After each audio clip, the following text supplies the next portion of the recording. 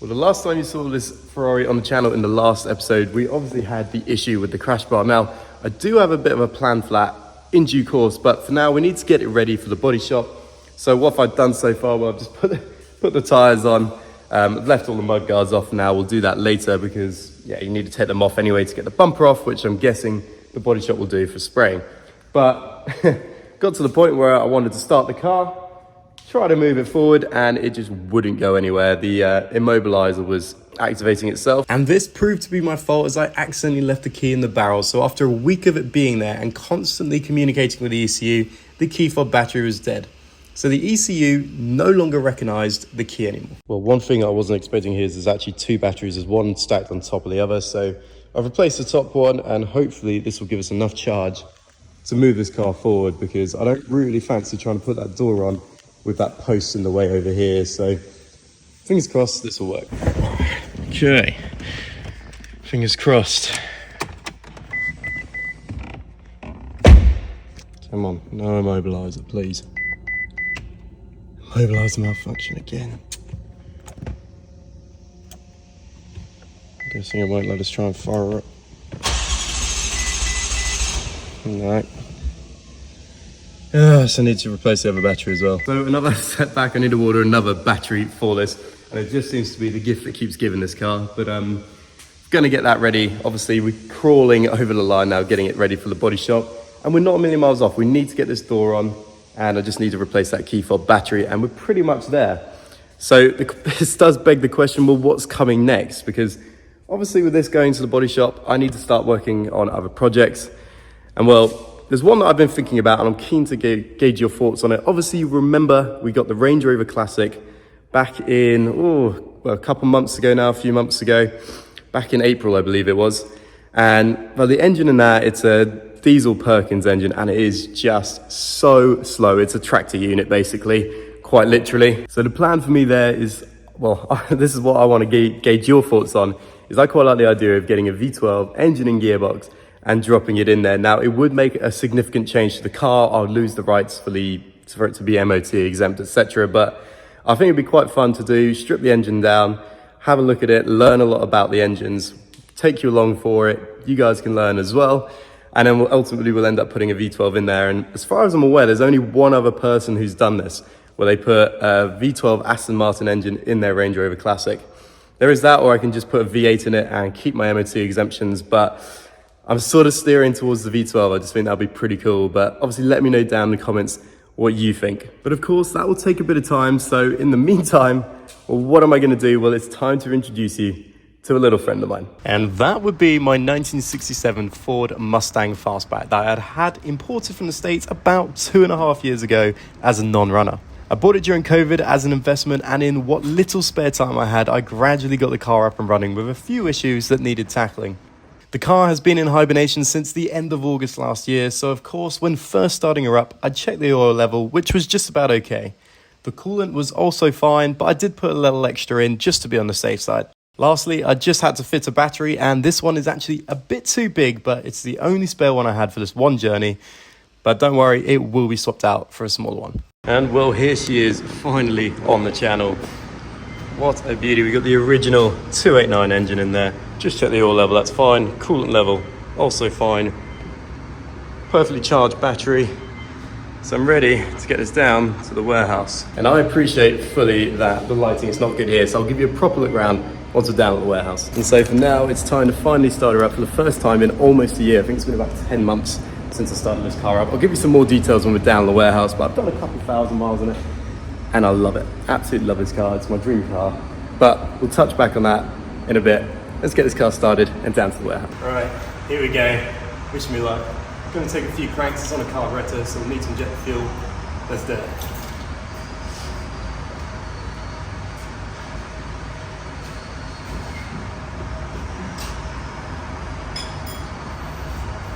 And as you can see, amidst my excitement, I actually tried to crank the car while still in gear. You'll understand why I leave it in gear though later in this video.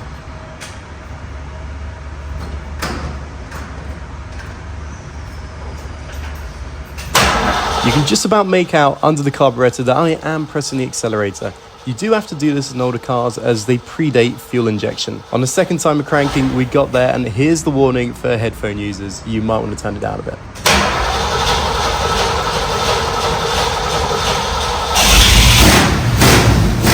And what a beast she is. I love the way the engine rocks the car when you rev it.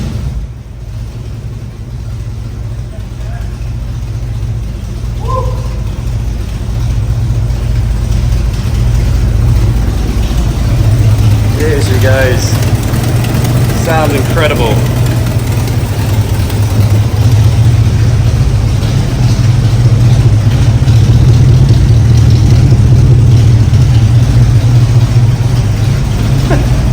Not started for 10 months.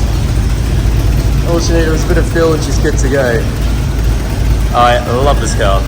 You can tell here that she's been stationary for a long time and it is in desperate need of a clean.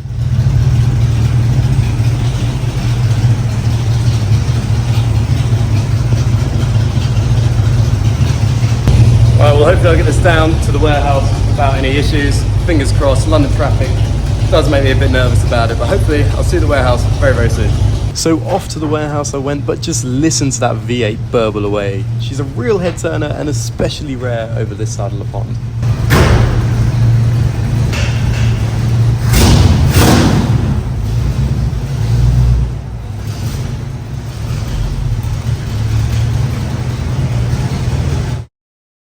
Sure enough, an hour later, the Mustang was at the warehouse, totally unscathed. This shape really is timeless, and it's hard to get their head around just how old it is. For instance, my mum would have still been in diapers at this point. That's crazy. And sure enough, here we are, back at the warehouse. The old girl, what's she got to be? 56 years old this year. Got down here absolutely no problem, despite being in hibernation for the best part of 10 months. I'm pretty sure it was around 10 months. I think it was August last year, at the very end of there, that I finally put it into hibernation. Now, one thing I didn't show before putting it into hibernation is that I always do run the fuel out, and I have filled that up with a jerry can, so it's not old fuel, so don't worry about that. Obviously, you saw me check the oil. It was on the lower side, but I figured it would get me down here okay. And I checked the coolant, that was also absolutely fine. And sure enough, in London traffic, it can be incredibly nerve-wracking. And that's because anyone who's driven in London knows the traffic is awful. You're constantly idling. And these old V8s, they don't really like to idle. They get a bit unhappy. And the temperature does rise very slightly. But ever since I've done a radiator flush, about a year and a half ago now, it's been absolutely fine. It has overheated on me once, which is when I first got the car and I first got it running. Driving back from a football game, Sunday league with my cousin. Pulling into a gas station, well, petrol station, maybe I should say gas whilst I'm working on this American car. And it overheated on me, just coolant was going everywhere. So I did a radiator flush, and ever since then, this car, mechanically at least, is spot on. It's been so nice to drive. I think I was just looking at the speedo, I've done 1,500 miles since I've got it. But enough about my thoughts on the car. Let me do a sort of car wow style thing of 5 things I like about the car and 5 things I dislike. Well, first up, it's got to be this engine that I like. It's the 289 small block. It's the original engine that came with the car. It all matches up. It's a numbers matching car. And, well, it's awesome. It sounds incredible. It's got Flowmaster exhaust on the back, so it sounds even louder than it's supposed to. And so far, this engine at least has given me no grief whatsoever. Number 2 is the location of the fuel tank where you fill it up from. It's down the middle, and you just fill in through there. It kind of looks like you're making love to your car a little bit, so you do have to be a bit careful, but it's cool. You can park at any side of the pump. Doesn't matter, people will be queuing for one, you go in the other and just run it round. Pretty cool that. I wish I did it on more cars. Number 3, this car has some serious quirks to it that really just bring you back to the olden days of motoring. And it really just makes you feel like you're having a really authentic driving experience, something that you don't really experience now. Cars are just almost like computers, machines, but this predates that. And one point to do with that is this little window here. Now, for those older people watching this, you'll know exactly what that's for. For the younger people, it's going to be, back in the olden days, everyone used to smoke, so that used to be where they'd put their cigarette out or sort of tap it to keep the flame going. And It's just so quirky. You just don't see that on modern cars anymore. And talking about older quirks, that brings us on to the next point, which is just all the different buttons we got here. So lights are controlled here, one click in, and then another. But if you want to put your headlights on and you want to blind people, you actually have to kick that. So that's how you scroll between your headlights and your sort of lower beam. You literally click that and it goes. But if I turn that back off, the other thing is this bit. Again, some of the older generation will know exactly what that is, but younger will have never seen this in a car. Might well have seen it on a lawnmower, and this is the choke button. Now, I've not actually needed to use it, but the idea is you open it up like that, and I think it allows more air in. I think that's the idea. But I've never actually needed to use this because I've never started it in winter. I've always hibernated the car then. And I've always found in summertime, it just doesn't need that extra little bit of oomph to get started. This engine has genuinely given me no grief in starting once I fixed an ignition issue, but I'll discuss that in another video. Now, moving on for the rest of the car, we do have Dakota gauges, which I believe are like £700 just to buy them separately. So it gives me a digital display, which is really nice, quite rare. And the next thing is definitely the fact that we have a manual gearbox here. Now, most Mustangs, and you can get a Marty report to read a bit about the history of the car, will have come as a 3-speed automatic, and you might get some swapped out, but this was always a manual, but it was a 4-speed manual. And now we've got a Tremec 5-speed, which is just, I mean, it's a lovely gearbox. It's so smooth. It's gonna sound weird, this, but it's almost like having a gated manual. That's the way it clicks in. I know it's not, and obviously there's quite clearly not gated, but in terms of the kinesthesia and the way it feels, it really does kind of give me that impression, and it just sounds so crisp. I love it. Now, the vast majority of these Mustangs between 65 and 73, this is a 67 fastback, came with drum brakes. But again, this is something that the previous owner has actually done.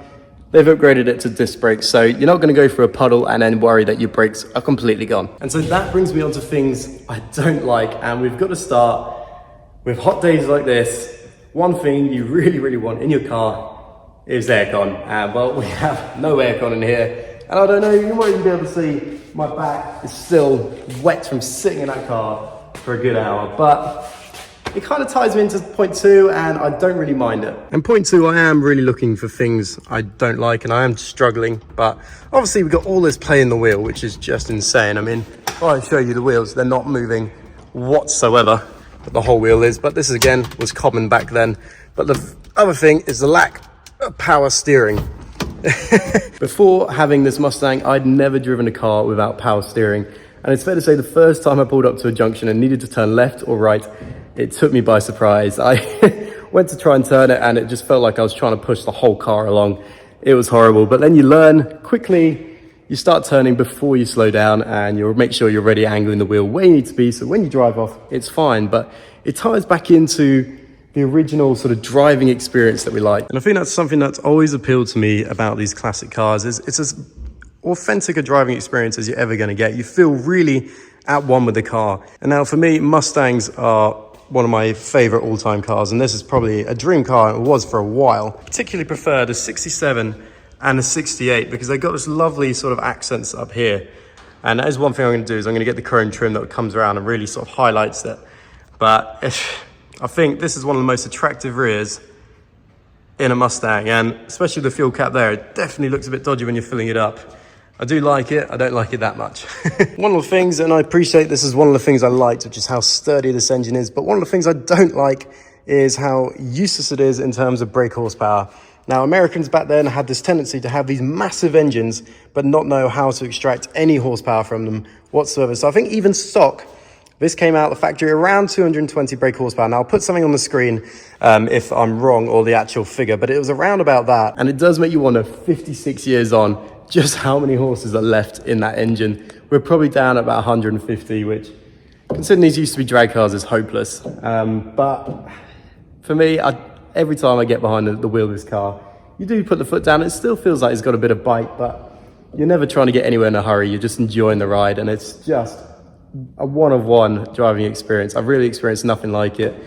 As you know, I've driven Astons, I've driven all sorts, and this has always been a car that is just my dream. I absolutely love it. And so number 3, and common failures on these cars, are that the handbrake doesn't work. As you can see, it moves, but it doesn't engage. So you always have to leave it in gear.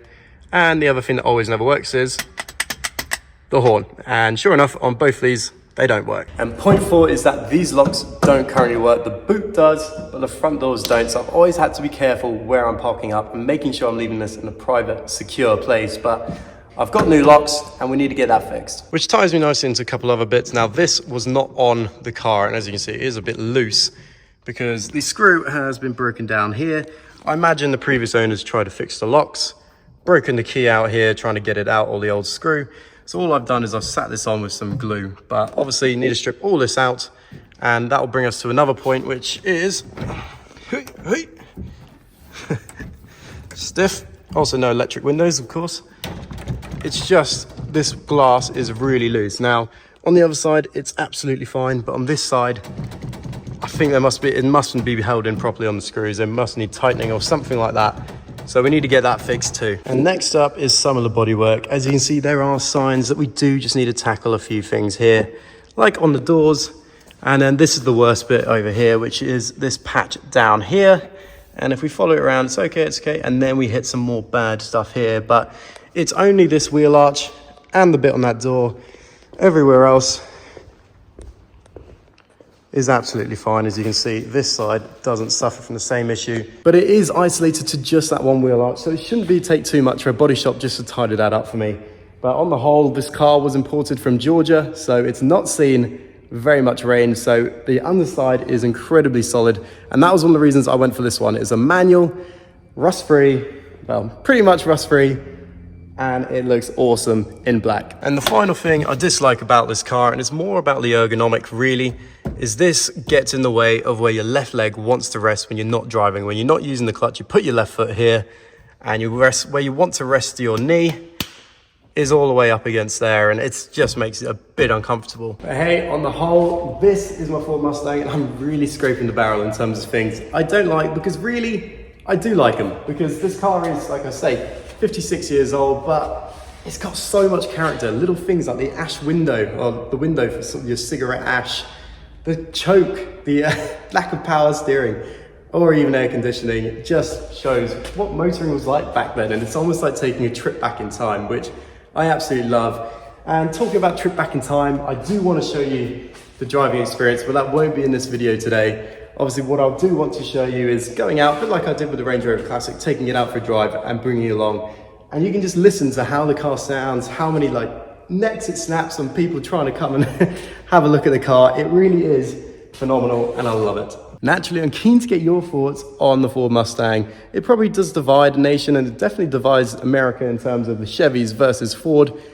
For me, it's Ford every day of the week. And now I am away for a wedding for most of this week, but I will try and get the little driving experience filmed as well. But obviously, once that's done, it's a case of trying to get these issues I've pointed out resolved. And there is a mechanical issue, which I will highlight in the driving video as well, that I want you guys to see if you can help me understand what the issue is, because I have no idea. So yeah, like I say, I will be reading your comments, and I'm keen to hear what you think about the Mustang, because this, for me, is a dream car, and it always was when I got it. I bought it as a non-runner. Again, we'll cover that in the next video, but I love it, and you'll probably only really begin to like it if you don't like Mustangs once you watch the driving experience video, because it really does just make you smile, this car. But that brings us to the end of this video, but I did just want to make a quick thank you to all of you who are subscribed. We've now just hit 6,000 subscribers, which is insane.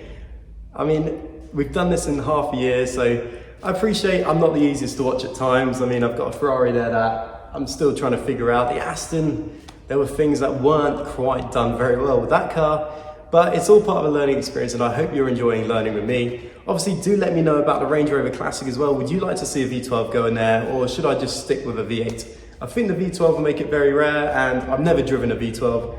Only V8s like this Mustang, the Ferrari, and the Astons. So keen to get your thoughts there. So there's a lot for you to get down in that comments below, so do that, please. But for now, from Mustang and me, we'll see you very, very soon. Cheers now. Bye-bye.